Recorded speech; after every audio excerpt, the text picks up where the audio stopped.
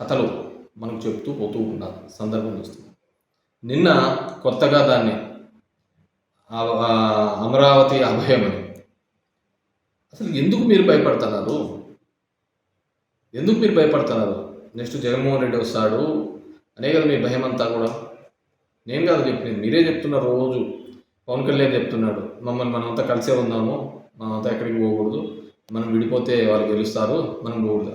ఈ విడిపోవాలా ఉండాలా, జనంకి ఏదైనా మేలు చేస్తే మీరు కలిసి ఉన్నా విడిపోయినా ఏదైనా మేలు చేస్తే గెలుస్తారు, మేలు చేయకపోతే ఓడిపోతారు. దానికి విడిపోవాల్సిన అవసరం లేదు, కలిసి ఉండాల్సిన అవసరం లేదు. ప్రజలకు మేలు చేస్తేనే. అక్కడ టెండర్లు పాల్గొన్న కంపెనీ నాలుగే కంపెనీలు. ఒకదానికి వీళ్ళలో ఉన్నవాడే ఒకడు L1 వేస్తాడు, మళ్ళీ L2 వేస్తాడు, L3 వేస్తాడు. ఇంకో దానికి వచ్చాకల్లా ఇంకోటి L1, ఇంకో L2, L3. ఇదే 4 కంపెనీలకు.